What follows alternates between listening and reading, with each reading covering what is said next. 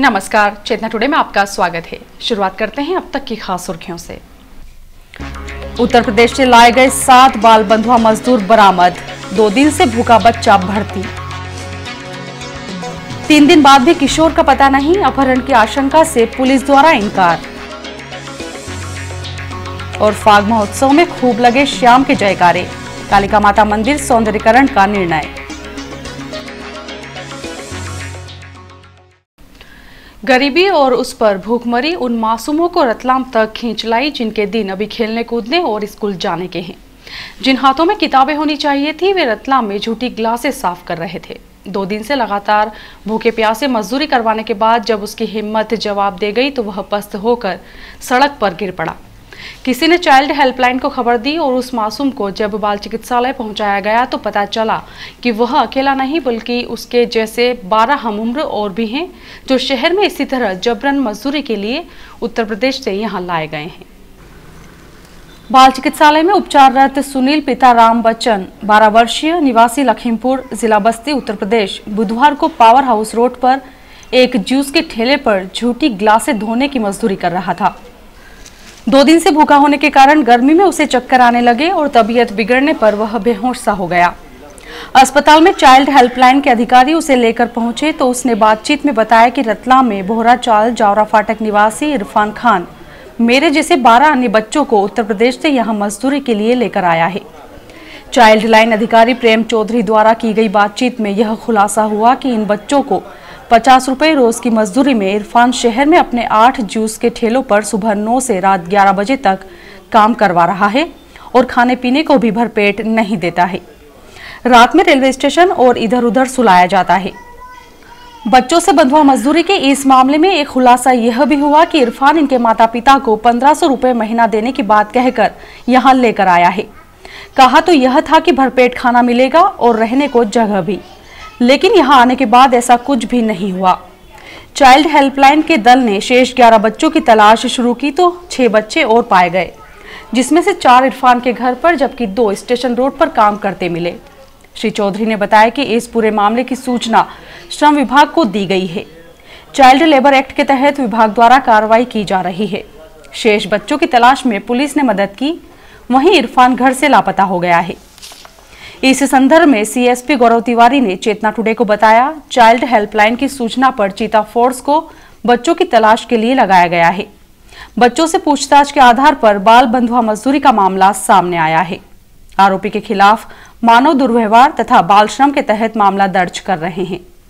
मुख्य आरोपी शीघ्र ही हिरासत में होगा। वेदव्यास कॉलोनी से सोमवार सुबह से लापता किशोर संदीप के मोबाइल फोन की लोकेशन दिल्ली के पहाड़गंज में मिलने के बाद पुलिस ने उसकी तलाश के लिए दिल्ली पुलिस की मदद मांगी है। ऐसी संभावना है कि संदीप शीघ्र ही मिल जाएगा।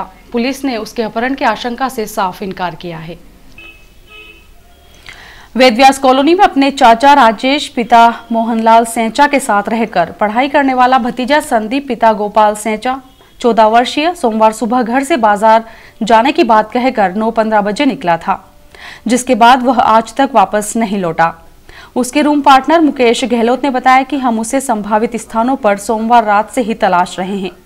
तो उसके बाद मैं इनकी शवपत्रिका देने आया था यहाँ दोस्त लोगों को। तो उस दिन मैं 5:30 बजे जैसे यहाँ रूम पे आया तो भैया ने मेरे को बताया कि संदीप सुबह से रूम पे आया नहीं।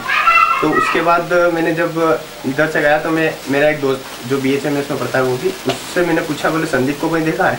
तो वो उसने ये बताया था 9:15 बजे मैंने उसको लोकेटा की तरफ जाते हुए देखा था। और उसके बाद जब उन्होंने ये बताया कि वो लोकेटा की तरफ जाते हुए बताया तो उस टाइम उनको उससे ये पूछा गया था कि मतलब तू कहाँ जा रहा था? उन्होंने ये बताया मैं नाश्ता करने जा रहा हूँ, बस इतना बताया। उसके बाद सीएसपी गौरव तिवारी के मुताबिक उसके मोबाइल की लोकेशन नई दिल्ली के पहाड़गंज क्षेत्र से मिलने के बाद हमने तुरंत संबंधित थाने से संपर्क करते हुए उसका फोटो और अन्य जानकारियां ईमेल कर दी हैं।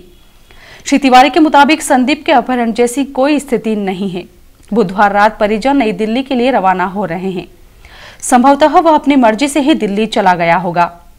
उसके वापस मिलने के बाद ही वस्तु स्थिति का खुलासा हो पाएगा। पुलिस के प्रयास जारी हैं। शहर के प्राचीन कालिका माता मंदिर का 5 लाख रुपए की लागत से सौंदर्यीकरण कार्य 16 मार्च से शुरू होगा। कार्य का श्री गणेश संत श्री किरीट भाई की उपस्थिति में होगा। मंगलवार शाम श्री कालिका माता मंदिर सभागार में कलेक्टर राजू चंद्र दुबे की उपस्थिति में अधिकारियों व सेवा समितियों के पदाधिकारियों की बैठक हुई। इसमें कलेक्टर ने बताया कि संभागायुक्त अरुण पांडे ने मंदिर के सौंदर्यीकरण के लिए 5 लाख रुपए स्वीकृत किए हैं। इसके तहत मंदिर की बाउंड्री में ग्रेनाइट व फर्श पर इंटरलॉकिंग ब्लॉक लगाने के साथ आकर्षक विद्युत सज्जा की जाएगी। कलेक्टर ने बताया कि श्री कालिका माता मंदिर का काफी महत्व है, लेकिन दूर दराज क्षेत्रों से आने वाले श्रद्धालुओं को भव्यता नजर नहीं आती। इसके तहत सौंदर्यीकरण कार्य मंदिर में चढ़ावे के रूप में आई राशि से शुरू किया जा रहा है। दानदाताओं का इसमें सहयोग जरूरी है। दानदाताओं का सहयोग मिलने पर मंदिर के दोनों तरफ के मार्ग पर विशाल द्वार बनाए जाएंगे। समाजसेवी रमेश व्यास ने बताया कि मंदिर की काफी जमीन पर पहुंच रखने वालों ने अतिक्रमण कर लिया है।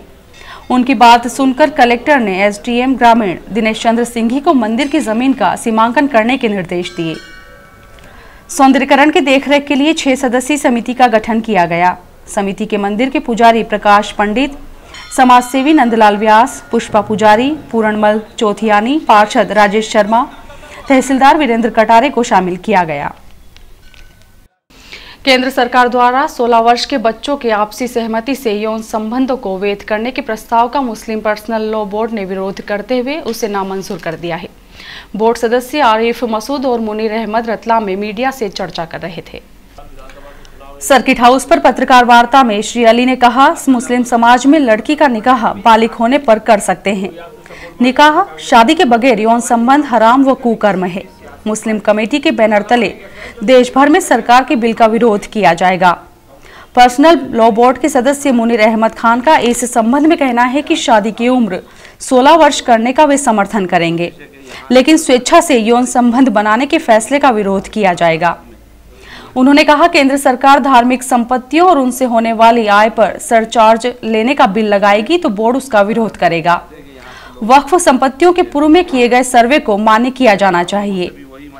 उन्होंने कहा कि बोर्ड का 3 दिवसीय राष्ट्रीय अधिवेशन 22 से 24 मार्च तक उज्जैन में होगा। इसमें 2 दिन भारतीय संविधान की धारा 25 और 29 में पर्सनल लॉ के तहत दिए गए अधिकारों की रक्षा, डायरेक्टर कोड बिल से धार्मिक संपत्तियों को अलग रखने की मांग, अनिवार्य निकाह शादी रजिस्ट्रेशन अनिवार्य नहीं करने और काजी द्वारा पढ़ाए गए निकाह फॉर्म को मान्य करने की मांग, मुस्लिम समाज में हो रही बुराइयों को समाज से दूर करने, समाज को आदर्श बनाने की कोशिश करने, मुस्लिम समाज की महिलाओं के भरण पोषण सहित अन्य मामलों में न्यायालय द्वारा पर्सनल लॉ के अनुसार फैसला देने आदि मुद्दों पर चर्चा की जाएगी। कल तक जहां आमरण अनशन आंदोलन को लेकर अध्यापक संघर्ष कर रहे थे, आज उसी स्थान से जब सब्जी पूड़ी की महक उठी तो पल भर के लिए यह चर्चा शुरू हो गई कि क्या शासन ने अध्यापकों की सभी मांगें मंजूर कर ली है, जिसके बाद यहां रसोई बनाई जा रही है। लेकिन वास्तविकता कुछ और ही थी। गत दिवस अन्याय और अत्याचार की अंत्येष्टि के बाद आज उठावना कार्यक्रम रखा गया था। कोर्ट चौराहे पर पिछले 24 दिनों से आंदोलनरत अध्यापक संयुक्त मोर्चा द्वारा प्रतिदिन किए जाने वाले नित नए अनूठे प्रदर्शन के कारण वे चर्चाओं में बने हुए हैं। गत दिवस अध्यापकों ने अंतिम यात्रा निकालते हुए पुतले की अंत्येष्टि की थी। इसी क्रम में बुधवार को यहां उठावने का कार्यक्रम रखा गया था। अध्यापकों के मुताबिक उठावने में पहुंचे मेहमानों के लिए रसोई बनाई गई थी। प्रदर्शन स्थल पर रसोई के इस कार्यक्रम के दौरान ठीक उसी तरह तैयारियां चल रही थी जैसे आमतौर पर की जाती हैं। रसोई बनाने वाले महाराज और उनके साथ अध्यापिकाएं मदद के लिए जुटी थीं। सब्जी पूड़ी और मिठाई तैयार करने के बाद सभी ने पंगत में बैठकर भोजन किया। रतलाम जिले के नए एसपी डॉक्टर जी.के. पाठक ने कहा है कि तेजी से बदलते अपराधों के तौर तरीकों से पुलिस हाईटेक तरीके से ही निपटेगी। शनिवार को पदभार संभालने रतलाम आ रहे डॉक्टर पाठक ने चेतना टुडे से मोबाइल फोन पर आज चर्चा की। एसपी डॉक्टर पाठक ने मोबाइल फोन पर चर्चा में कहा, रतलाम जिले में नागरिकों की शिकायत, समस्याओं और सुझावों के लिए पुलिस एसएमएस हेल्पलाइन सेवा आरंभ की जाएगी। इसके माध्यम से हम नागरिकों की तकलीफों का तुरंत निराकरण करेंगे। शांति दूत सेवा का और अधिक प्रचार प्रसार करते हुए उसमें आम आदमी को अवगत करवाया जाएगा ताकि वह पुलिस को हर छोटी बड़ी सूचना उपलब्ध करवा सके। उन्होंने कहा कि महिलाओं और युवतियों के मामले में पुलिस सख्त रुख अख्तियार करेगी। उनके साथ छेड़छाड़ सहित अन्य घटनाओं को बिल्कुल बर्दाश्त नहीं किया जाएगा। वी केयर फॉर यू प्रकल्प को और अधिक सुदृढ़ बनाते हुए एक वरिष्ठ अधिकारी का मोबाइल नंबर इस सेवा के लिए दिया जाएगा ताकि पीड़िताएं उन्हें सीधे अपनी समस्याएं बता सके। महिलाओं से संबंधित मामलों में कोताही बर्दाश्त नहीं करेंगे। श्री पाठक ने कहा कि वरिष्ठ नागरिकों की सुरक्षा और उनसे संबंधित समस्याओं के निराकरण के लिए भी पुलिस का रवैया संवेदनशील रहे, इस दिशा में हमारा और बेहतर प्रयास होगा। रतलाम जिले में बुजुर्गों की कानून से जुड़ी शिकायतों के निराकरण के लिए विशेष व्यवस्थाएं की जाएंगी। जब उनसे यह पूछा गया कि रतलाम में चोरी, चेन स्नैचिंग, लूट, जुए सट्टे जैसे अपराधों पर नियंत्रण के लिए क्या कार्य योजना होगी, उन्होंने कहा कि शीघ्र ही रतलाम पहुंचकर इस मामले में समीक्षा करते हुए आवश्यक कदम उठाए जाएंगे। ब्यूरो रिपोर्ट, चेतना टुडे। इधर सीएसपी से एएसपी के रूप में पदोन्नत हुए गौरव तिवारी गुरुवार को पदभार संभालेंगे। एसपी डॉक्टर रमन सिंह सिकरवार के रतलाम से बाहर होने के कारण श्री तिवारी बुधवार को पदभार ग्रहण नहीं कर पाए। अपराध की दुनिया को छोड़कर बॉलीवुड में कदम रखने वाले मेघ सिंह पचाया ने आदिवासी अंचल झाबुआ पर फिल्म फैसलो मंजूर से का निर्माण आदिवासी भाषा में किया है, जो 15 मार्च को रिलीज होगी। इसी सिलसिले में फिल्म के कलाकारों के साथ पूरी टीम बुधवार को मीडिया से मुखातिब हुई। फिल्म में मुख्य भूमिका निभाने वाले मेघ सिंह पचाया, तारखेड़ी, प्रिया चौबे, इंदौर, सोहेब खान महू बुधवार को अपनी नई फिल्म के प्रमोशन के सिलसिले में रतलाम पहुंचे।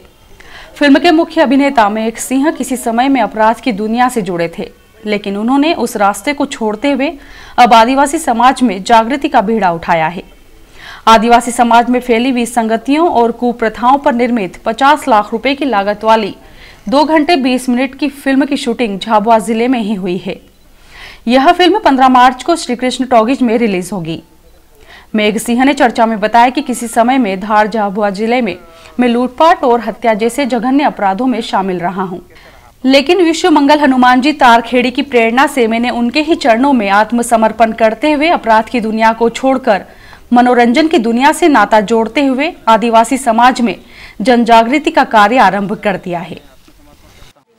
अगर तुम्हारा चाल चलन ठीक होते तो हम दूसरी तरफ क्यों झांकती? अगर तुम्हारे घर में चैनी नहीं सोई सकती तो मोहन में सपने क्यों सोचती? इनका कई जवाब है थाना करने।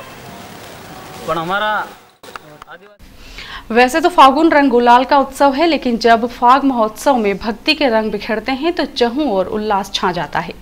ऐसा ही नजारा बुधवार को गुलमोहर कॉलोनी में देखने को मिला। आइए आपको लेकर चलते हैं फाग महोत्सव में।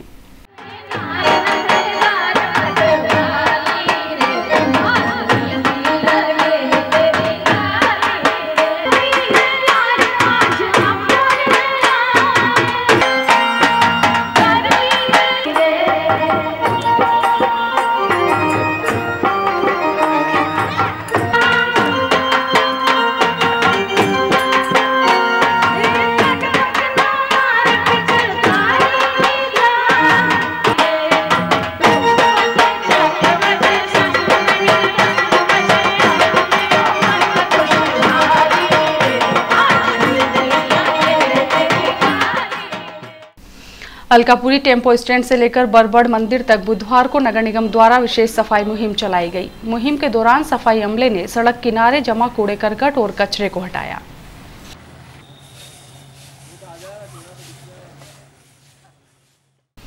शहर में 16 मार्च शनिवार को निःशुल्क दंत चिकित्सा एवं परामर्श शिविर रखा गया है, जहां दंत रोग विशेषज्ञ डॉक्टर श्रेय काकानी प्रातः 10 से 3 बजे तक दांतों से संबंधित रोगों का निःशुल्क उपचार करते हुए जरूरतमंदों को दवाइयां भी निःशुल्क देंगे।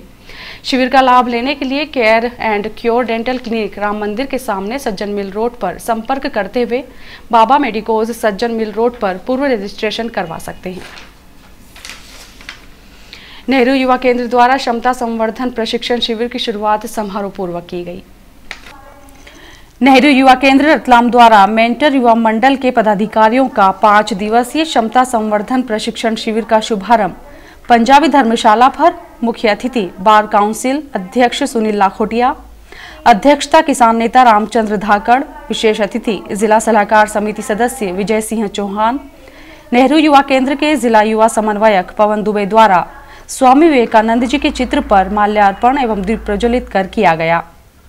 श्री दुबे ने प्रशिक्षण शिविर की जानकारी दी और बताया कि 25 मेंटर युवा मंडल को 10-10 हजार रुपए की राशि दी जाएगी, जिससे वे अपने मंडल का कार्यालय स्थापित कर 15 ग्रामों का कार्य कर सकेंगे। यहाँ पर इनकी क्षमता संवर्धन की जाएगी। श्री लाखोटिया ने कहा कि नेहरू युवा केंद्र द्वारा चलाई जा रही भावी योजनाओं से युवाओं के साथ उनके ग्राम का विकास होता है। श्री चौहान ने युवाओं द्वारा ग्राम विकास के लिए किए जा रहे कार्यों की प्रशंसा करते हुए कहा कि युवाओं को और अधिक कार्य करने की आवश्यकता है। उन्हें नेहरू युवा केंद्र का मार्गदर्शन मिलता रहेगा। अमृतसर तालाब के शुद्धिकरण परियोजना का अंतिम रूप से सर्वेक्षण किए जाने तथा वर्तमान स्थिति के आंकलन हेतु डॉक्टर संजीव सचदेवा, अभिजीत सामंत, SFC मुंबई के मार्गदर्शन में तकनीकी विशेषज्ञों द्वारा स्थल का निरीक्षण किया गया। और आइए देखते हैं अंत में सुर्खियां एक बार फिर। उत्तर प्रदेश से लाए गए 7 बाल बंधुआ मजदूर बरामद, 2 दिन से भूखा बच्चा भर्ती। 3 दिन बाद भी किशोर का पता नहीं, अपहरण की आशंका से पुलिस द्वारा इनकार। और फाग महोत्सव में खूब लगे श्याम के जयकारे, कालिका माता मंदिर सौंदर्यीकरण का निर्णय।